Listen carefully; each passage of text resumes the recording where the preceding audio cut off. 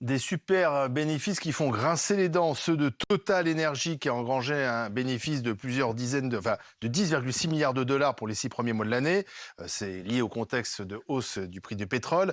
La gauche demande une taxe sur ces super profits, comme ça se passe en Italie ou en Espagne.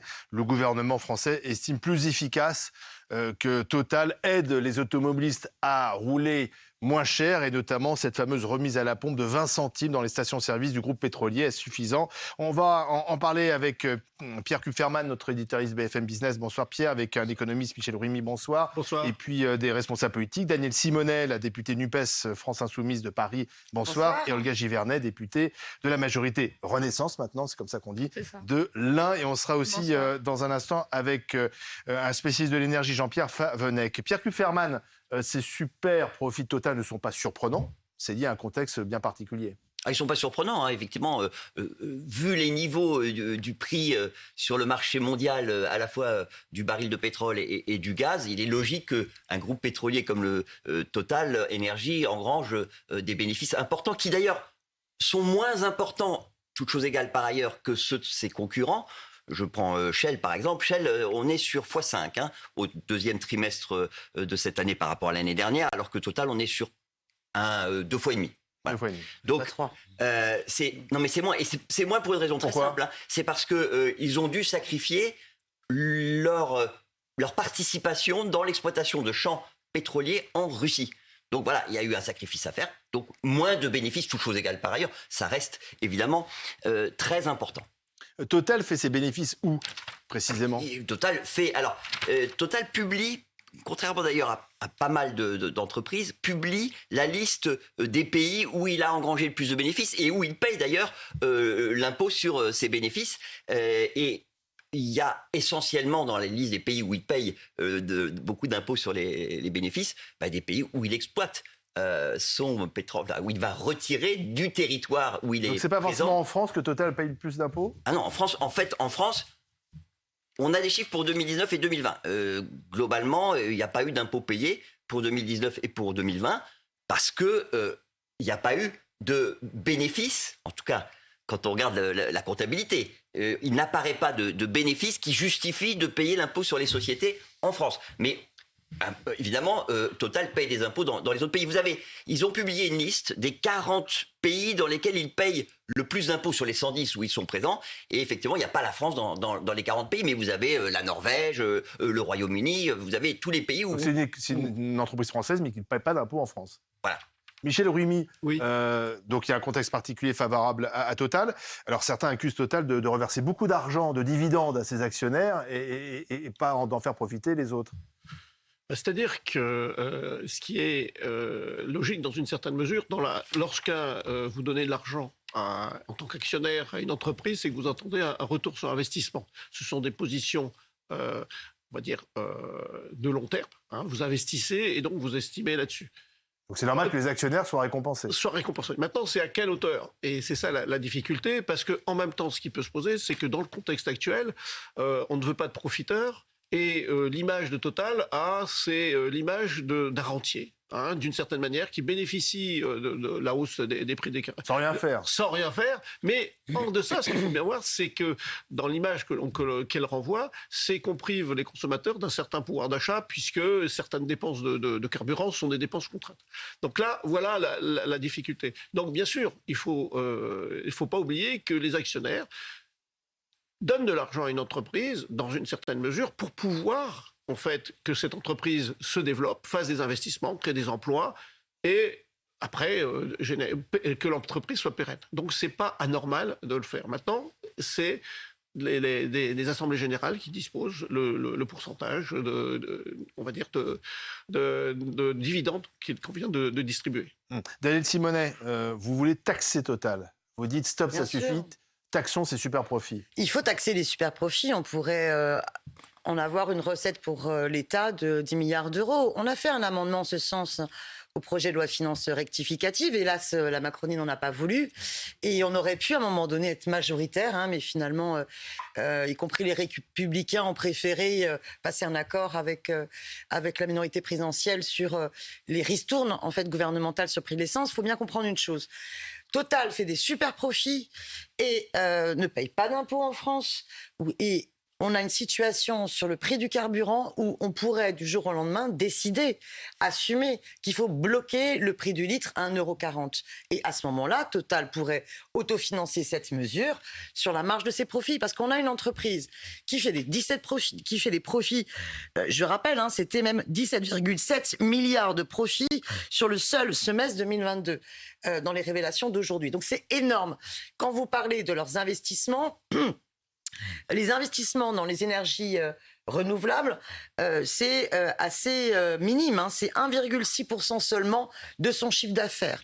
Et dans les autres investissements, il continue d'investir dans les champs pétroliers et gaziers, alors que ça va complètement à l'encontre des conseils de l'Agence internationale de l'environnement. Donc, on est sur une entreprise ultra polluante qui réinvestit très peu par elle-même dans les énergies renouvelables. Côté salaire, c'est dérisoire. Quand ils ont cédé une petite augmentation salariale, c'était d'un montant dérisoire parce qu'il y avait eu une grève. Ils ont supprimé des emplois. Enfin, maintenant, ça suffit. Donc, taxons les super profits. Alors, pourquoi, Olga Givernet, la majorité du gouvernement refuse de taxer ces super profits? Ça se fait ailleurs, j'ai cité l'Italie ou l'Espagne. Parce qu'il y a des mesures et des processus qui sont mis en place par ailleurs et qui sont beaucoup plus efficaces pour la poche des Français. Lesquels? Typiquement, on a fait les mesures pour le pouvoir d'achat avec une volonté que justement c'est financé par l'État. La pompe puisse baisser. Et effectivement, il y a une ristourne, elle était de 18 centimes, nous allons la monter à 30 centimes. Mais ça, c'est l'argent des Français. C'est l'argent des Français, je suis d'accord, mais là, Total s'est engagé à avoir lui-même sur le prix à la pompe, moins 20 centimes, me semble-t-il. Donc ça, c'est plus efficace qu'une taxe? Ah bah ça va être tout de suite, à partir du moment où on va aller à la pompe, on verra les moins 30 centimes et les moins 20 centimes, ça fait moins 50 centimes. Il y a effectivement une demande de la part des Républicains de descendre, de bloquer le prix à la pompe à 1,50 €. On n'en est pas sur cette mesure-là, mais en revanche, avec l'accumulation de ces ristournes, c'est tout de suite... C'est la France insoumise qui propose le blocage des prix, c'est pas les Républicains. Eux, ils continuent sur les ristournes, c'est pas la même logique. Le problème, c'est qu'on est sur un flou sur ce qui va arriver sur les prochains mois. Est-ce que l'inflation va continuer ou pas? On nous annonce que peut-être le pic, le gouvernement nous dit on est au pic de l'inflation. Le prix du baril baisse c'est tout de suite que les Français vont avoir besoin... Alors que si on taxait Total, on aurait le résultat dans un an, en fait. Non, vous m'entendez pas, là. Nous, on ne dit pas simplement taxer Total, on dit blocage du prix de l'essence à 1,40 € le litre et taxation des profits de Total. Parce qu'aujourd'hui, les ristournes, notamment faites par Total, c'est une façon aussi pour le gouvernement de faire une publicité énorme pour Total. Sachez que c'est sûr que ça incite à aller dans les stations Total. Les stations essence de Total, elles sont pas partout sur le territoire. Et Total est effectivement et au final, ça n'empêchera pas. Et ça n'empêchera pas Total de continuer à augmenter les prix par ailleurs et les autres distributeurs d'énergie d'augmenter les prix par ailleurs. Ce qu'on peut reprocher quand même au gouvernement, c'est que là, vous demandez gentiment à Total de faire un petit effort, mais ils ne sont pas obligés de le faire, alors que sur d'autres domaines, vous êtes beaucoup plus intrusif et vous n'hésitez pas à taxer et imposer finalement. Par exemple, ça sera 1 500 € d'amende pour le commerçant qui laissera sa porte ouverte s'il a la clim dans la boutique. Là, on n'hésite pas à être très répressif. En revanche, quand il s'agit de Total, finalement, on dit, pardon, monsieur Total, est-ce que vous pouvez faire un petit geste dans vos stations-service, sachant que ça profitera bien sûr à Total. Ça va leur coûter au maximum 500 millions quand ils se font des Est-ce qu'il n'y a pas deux poids, deux mesures? On n'est pas sur la même chose. Enfin, je veux dire, fermer les portes des magasins, c'est tout de suite pour qu'on fasse baisser la consommation d'énergie. Alors que là, on est en train de proposer aux Français une baisse de l'énergie. Et là, c'est important parce que c'est maintenant dont on a besoin, je le redis, ou à la rentrée également, et de faire face à cette problématique. Mais vous n'avez pas de garantie que le prix ne continue pas à augmenter à la pompe. Donc c'est vraiment... On reste sur un marché qui... Franchement, c'est un marché dû pour les Françaises et les Français, ce que vous proposez. Les distributeurs le faisaient, Leclerc le faisait également à prix coûtant. C'est plus simple pour Leclerc, parce qu'il ne fait pas son business là-dessus, en fait. Non, il ne fait pas son business là-dessus, mais le but, c'est quand même d'embrayer avec les autres stations-service pour qu'elles puissent aussi avoir ce prix le moins cher en Europe. On sera sur le prix le moins cher à la pompe en Europe. Mais on va être le seul pays en Europe qui n'organise pas cette taxation. Il y a le Royaume-Uni, la Bulgarie, la Roumanie, vous avez l'Italie, l'Espagne, même l'Allemagne. Et combien ils vont payer? Combien les consommateurs vont payer? Moi, je veux juste souligner un autre point. C'est qu'à l'inverse, il a été décidé d'une certaine façon de bloquer le prix de l'électricité et d'en faire payer le prix à une entreprise, alors pour le coup contrôlée par l'État, qui s'appelle EDF.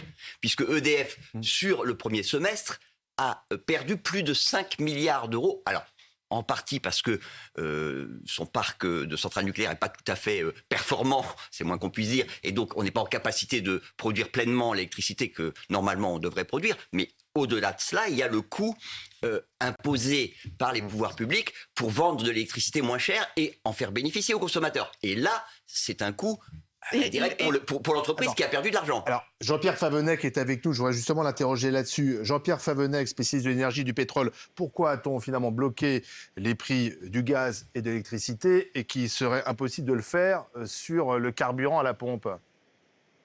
C'est une très bonne question. Bon, je crois que c'est un petit peu plus compliqué, de toute façon, parce que d'abord, le gaz et l'électricité, c'est quand même des produits extrêmement nécessaires, pratiquement tout le monde en consomme. Bon, vous allez dire que les carburants aussi, on en a besoin. Mais c'est sans doute plus compliqué comme ça a été expliqué, pour l'électricité. Donc, on a une société nationale, EDF, donc on a ponctionner EDF. On a bien mentionné, là il vient d'être mentionné que EDF a perdu beaucoup d'argent. Pour le gaz, il était nécessaire de plafonner le prix du gaz parce que sinon, beaucoup de ménages n'auraient pas pu se chauffer pendant l'hiver. Pour les carburants, c'est un peu différent. D'abord, l'augmentation de prix des carburants, toute proportion gardée bien sûr, a été un peu plus lente que celle du gaz et de l'électricité. D'autre part, le prix des carburants dépend complètement du marché international et donc il est difficile de bloquer les prix. Autant il est possible effectivement soit de taxer des super-profits, soit d'instaurer des réductions. L'État donc actuellement donne un rabais de 30 centimes. Total va commencer à donner un rabais, je crois, au 1er septembre de 20 centimes et ensuite de 10 centimes. Tout ça est possible. Mais bloquer purement et simplement le prix de l'essence, ça me semble extrêmement compliqué parce que ça veut dire à ce moment-là provoquer des pertes importantes. Bien sûr, il a été rappelé, c'est tout à fait légitime, que les profits de Total sont importants, mais je crois que le blocage des prix, pour moi, n'est pas une solution. Mais alors pourquoi alors, est-ce que taxer les super profits, ça ne serait pas la solution, momentanément en tout cas, pour faire face à ce contexte difficile ? Il y a eu, en fait, c'est un problème extrêmement politique, hein, on le sent bien d'ailleurs après les discussions que vous avez en plateau, c'est un problème extrêmement politique. Il y avait le choix entre taxer les super profits de Total et puis faire en sorte que Total, ce qu'il a fait finalement, accorde un rabais à la pompe. Je pense que les ordres de grandeur ne sont pas tout à fait les mêmes. Non. Taxer les super profits, j'ai regardé un petit peu, c'est quelque chose dont on menace actuellement, qu'on menace dans certains pays. C'est assez compliqué parce que qu'est-ce que c'est que les super profits ? Vous allez me dire quand c'est 15-20 milliards de profits, c'est beaucoup. Mais on taxe par rapport à quoi ? D'habitude, Total va faire quand même quelques milliards de profits, donc il faut définir la base. Maintenant, je comprends tout à fait que là, il y a un vrai débat politique, et les politiques ont décidé donc qu'il y a une décision du gouvernement en particulier, soutenue par certains députés, de ne pas mettre en place une taxe pour les super-profits qu'il aurait fallu décider, et d'aller plutôt vers des réductions du prix à la pompe. Je répète, moi personnellement, j'ai un avis là-dessus, je ne vous le donnerai pas, mais la décision est celle-là. En fait, il y a un problème aussi, c'est qu'on ne sait pas précisément comment va évoluer le marché du pétrole. A priori, il y a une tendance, je dis bien à ce jour, il y a une tendance à la hausse dans les mois prochains. Et ce qui va se passer, c'est que... Avec des variations de temps en temps ? Oui, bien sûr. C'est pas linéaire. Mais on va avoir une tendance à la hausse, donc ce qui veut dire que les super-profits risquent de se retrouver l'année prochaine. La question qui se pose, pour moi, c'est qu'il y a deux aspects, mais qui sortent un peu du débat un peu focus. Première des choses, c'est que si on met une taxe, ça pose un problème au niveau international. Parce que souvent la France a été mal vue parce qu'il y avait une instabilité fiscale. Ça changeait tout le temps. Et donc, ça nécessite, pour rendre l'attractivité de la France, pour attirer des investisseurs internationaux, d'avoir un cadre qui est permanent pendant un certain temps. Deuxième chose, après, deuxième interrogation, je me pose la question de savoir si la somme, le montant si on vient à taxer, sera-t-il mieux utilisé par l'État pour les dépenses sociales qu'une entreprise, en fait, en termes d'attractivité, en termes d'emploi, en termes d'investissement. Et là, je n'ai pas la réponse. Mais c'est vrai qu'il faut aussi réfléchir là-dessus, sachant que ces super-profits risquent de durer avec, on va dire, les incertitudes géopolitiques. Alors, Madame Borne, la Première ministre, a été interrogée sur cette question. Écoutez sa réponse. plutôt que de laisser des super profits et ensuite d'aller taxer, nous on demande à ces entreprises de nous aider, d'aider les Français qui aujourd'hui avec l'inflation peuvent avoir des difficultés sur le pouvoir d'achat. Total a apporté une réponse avec une baisse de 20 centimes des prix à la pompe à partir du mois de septembre. Je pense que la meilleure réponse qu'on peut apporter aux Français, c'est bien ça, c'est d'abord de baisser les prix quand on le peut plutôt que de faire des marges et d'être taxé. Donc j'encourage toutes les entreprises à redonner du pouvoir d'achat aux Français, à la fois en tant que consommateurs et aussi pour les salariés. Quand les entreprises ont des résultats, alors elles doivent aussi penser à leurs salariés et donner aussi des augmentations de salaire. On encourage les entreprises à redonner un peu de pouvoir d'achat aux Français. Mais comment on fait ça? Comment on Il y encourage? a une petite limite quand même à cela, c'est que là on est à 20 centimes. Imaginez que finalement Total décide de donner 30 centimes ou 40 centimes.